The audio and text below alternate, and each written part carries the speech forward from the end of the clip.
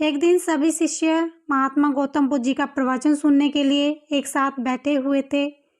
महात्मा गौतम बुद्ध जी कुछ देर के बाद वहाँ से उठते हैं और चले जाते हैं। वहाँ से वापस आते हैं एक रस्सी के साथ महात्मा गौतम बुद्ध जी को देखकर सभी शिष्य परेशान होते हैं, हैरान होते हैं। महात्मा गौतम बुद्ध जी वापस आकर अपने आसन पर बैठ जाते हैं।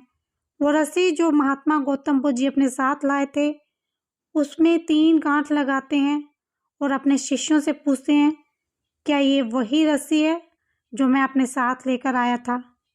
इस पर एक शिष्य कहता है, ये थोड़ा सा मुश्किल होगा इसका उत्तर देना, हमारे देखने के तरीके पर निर्भर करता है। एक तरफ से तो रस्सी वही है जिसमें कोई बदलाव नहीं है। एक अन्य शिष्य ने कहा कि इसमें 3 गांठ लगी हुई हैं जो पहले इस रस्सी में नहीं थी। कुछ शिष्यों ने कहा, रस्सी वास्तव में वही है लेकिन ये बदली हुई दिख रही है, इसका मूल स्वरूप जो है वो बदला नहीं है। शिष्यों की बात सुनकर बुद्ध ने कहा कि आप सभी सही बोल रहे हो, मैं इन गांठों को खोल देता हूँ।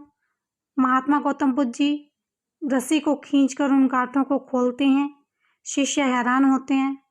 महात्मा गौतम बुद्ध पूछते हैं शिष्यों से, क्या मैं इस तरह से रस्सी को खोल सकता हूँ? सभी शिष्य कहते हैं कि इस तरह से इन गांठों को खोलने से तो ये गांठें और ज़्यादा कस जाएंगी, इनको खोलना बहुत ज़्यादा मुश्किल हो जाएगा। बुद्ध जी कहते हैं, ठीक है, अब एक अंतिम प्रश्न है आप सभी से, इन गांठों को खोलने के लिए हमें क्या करना होगा? शिष्यों ने कहा, हमें इन गांठों को ध्यान से देखना होगा, जैसे हम जान सकें कि इन्हें कैसे लगाया गया है।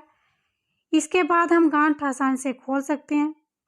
बुद्ध जी जवाब सुनकर संतुष्ट हो गए और उन्होंने कहा, ये सही बात है, हम परेशानियों में फंसे रहते हैं और बिना कारण जाने ही उनका हल खोजते हैं, जबकि हमें सबसे पहले समस्या के मूल को समझना चाहिए। जब समस्याओं की वजह समझ आ जाएगी तो उन्हें सुलझाना बहुत ही आसान हो सकता है। महात्मा गौतम बुद्ध की इस प्रेरक कहानी से हमें यही सीख मिलती है, किसी भी समस्या का समाधान करने से पहले उस समस्या को समझना बहुत ज़्यादा ज़रूरी है। हम समस्या को समझ जाते हैं तो समाधान अपने आप निकल आता है। कहानी अच्छी लगी हो तो कहानी को अधिक से अधिक शेयर करना और चैनल को सब्सक्राइब ज़रूर करना।